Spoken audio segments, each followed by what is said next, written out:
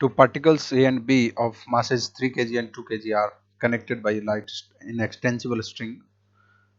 तो A and B दो particles हैं, इनका मास 3 and 2 kg है और एक वेज पे रखे हुए हैं, जिस वेज का मास दे रखा है 10 kg और ये वेज जो है एक हॉरिजॉन्टल स्मूथ सरफेस पे रखा हुआ है। सारे सरफेसेस स्मूथ हैं, स्ट्रिंग एंड पुली मासलेस है।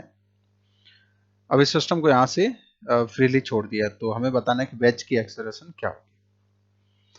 तो अब वेज, अब सबसे पहले तो हम क्या करेंगे, इसमें वेज की जो है एक्सेलरेशन हमें एज्यूम करनी होगी। वेज की एक्सेलरेशन हम कुछ एज्यूम कर लेते हैं। तो वेज जो है वो हॉरिजॉन्टल सरफेस पे चलेगा, वेज तो हॉरिजॉन्टल सरफेस पे चलेगा, तो इसकी एक्सेलरेशन कुछ मान लेते हैं, वेज की एक्सेलरेशन मान लेते हैं ए। ओके, वेज की एक्सेलरेशन हम मान लेते हैं ए। और फिर बात करते हैं अपन इसकी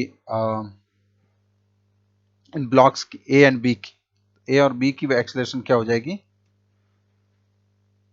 अच्छा, वेज के रेस्पेक्ट में, वेज के रेस्पेक्ट में इसका मास ये दे रखा है, इसका मास 3 kg है, इसका 2 kg है।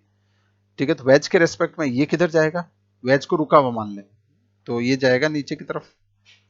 ठीक है, तो ये जाएगा इस तरफ नीचे। इसकी एक्सेलरेशन कितनी हो जाएगी बी, और ये ऊपर जाएगा बी एक्सेलरेशन से। तो ये बी जो है, बी क्या है, ये है रिलेटिव टू वेज। राइट, जब भी वेज के ऊपर कोई ऑब्जेक्ट चल रहा हो इस तरह से, तो हम इसी तरह से एज्यूम करते हैं, वेज के रेस्पेक्ट में इस एक्सेलरेशन एज्यूम कर लें। अब ब्लॉक की एक्सेलरेशन क्या होगी, वेज वाली एक्सेलरेशन भी उसमें ऐड कर दें, तो ये ए इसमें जोड़ दिया और ए उस पर भी जुड़ जाएगा। ठीक है, अब बी की एक्सेलरेशन क्या होगी, ए और बी इन दोनों का रिजल्टेंट जो आएगा, और ए की एक्सेलरेशन हो जाएगी इन दोनों का रिजल्टेंट। बट वैसे हमें जो एक्सेलरेशन केवल पूछा क्या है, वेज की एक्सेलरेशन ए निकालनी है। ठीक, तो सबसे पहले तो हम इसके सिस्टम ए प्लस बी प्लस वेज को एक सिस्टम लेते हुए सिस्टम वाली इक्वेशन लिख लेते हैं।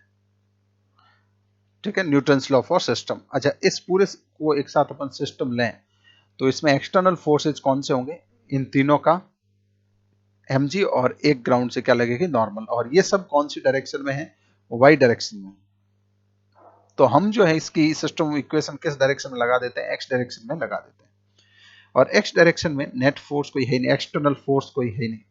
ठीक है, तो एक्सटर्नल फोर्स 0 हो गया। यहाँ पे क्या टर्म आएगी, m1a1 plus m2a2 plus m3a3। ठीक है, तो एक्सटर्नल फोर्स तो 0 है, तो ये 0 हो गया। m1 वेज का मास ले लेते हैं, वेज का मास 10 kg दे रखे, 10 इंटू ए प्लस नेक्स्ट बी की बात करें तो बी का मास 2 kg है, 2 इंटू एक्सलेरेशन। अब इसकी एक्सलेरेशन अपने हमें जो एक्स डायरेक्शन की लेनी है, तो दोनों का ध्यान रखना, ए तो पूरा पूरा एक्स डायरेक्शन में है, तो इस डायरेक्शन को मैं क्या मान लेता हूँ, पॉजिटिव। आगे पॉजिटिव है और ये एंगल 45 है, तो बी का ही कंपोनेंट आएगा पीछे। आगे ए हो गया और बी पीछे हो गया, बी कॉस 45। अच्छा, प्लस नेक्स्ट इस ए ब्लॉक की बात करें तो इसका मास 3 kg हो गया, और उसमें आगे की एक्सलेरेशन ए होगी और पीछे कितनी हो जाएगी, उसमें भी देखें तो इसका बी का ही कंपोनेंट पीछे आएगा। ये 45, ये 45, तो बी कॉस 45, तो ये हो जाएगा बी कॉस 45 इक्वल्स टू ये। तो फाइनली अपने पास इक्वेशन हो जाएगी 0 equals to 10a plus 2a minus ये कितना हो जाएगा, b बाई रूट 2 इंटू 2, तो ये रूट 2b हो जाएगा, प्लस 3a माइनस यहाँ से इसको मल्टीप्लाई करेंगे तो 3b बाई रूट 2। एक इक्वेशन ही आ गई, इसको अपन थोड़ा और सिंप्लीफाई कर सकते हैं। अच्छा, और इक्वेशंस हम किसकी लिखें, हम लिख लेते हैं इन ब्लॉक्स की, ए और बी की, और वो भी किस तरफ, along the surface, inclined surface जो है उसके अलोंग। इसके अलोंग इक्वेशन लिखेंगे अपन, इसके इक्वेशन इसके अलोंग लिखेंगे, तो क्या होगा कि इधर वाली नॉर्मल नहीं आएगी, तो इस इक्वेशन में क्या आएगा, इसका mg आएगा और इसकी टेंशन आएगी, और इसकी इक्वेशन भी इधर की लिख लेंगे, तो इसमें एक टेंशन इसकी रहेगी और इसका mg का कंपोनेंट रहेगा। तो इस तरह से हम ये कर सकते हैं। ओके,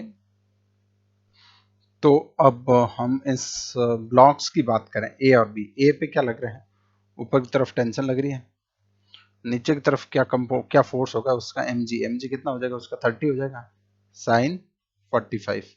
अच्छा, इसी तरह से इसमें टेंशन ऊपर लगेगी और इसका एक mg मतलब 20 साइन 45 नीचे लगेगा।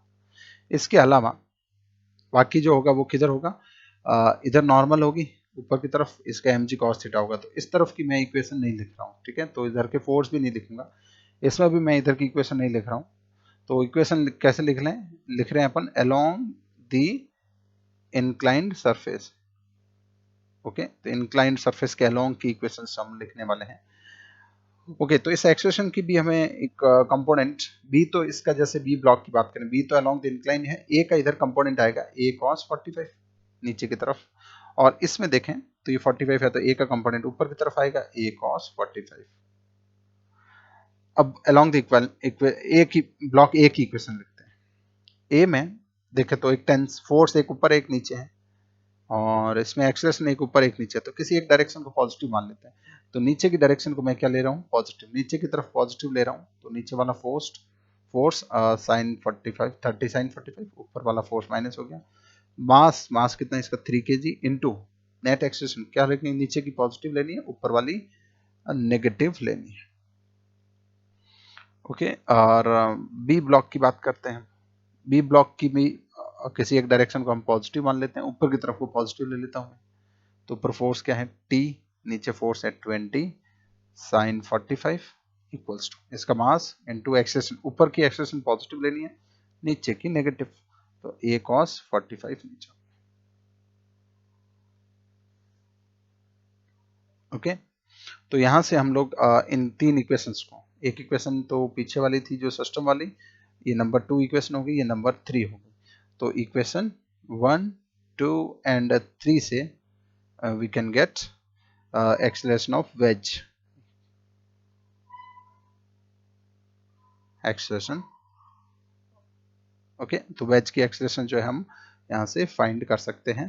तो ये इक्वेशन 1, 2, तो एक्सेलरेशन ऑफ वेज जो है यहाँ पे आंसर हमें ध्यान रहे सेंटीमीटर पर सेकंड स्क्वायर में निकालना है।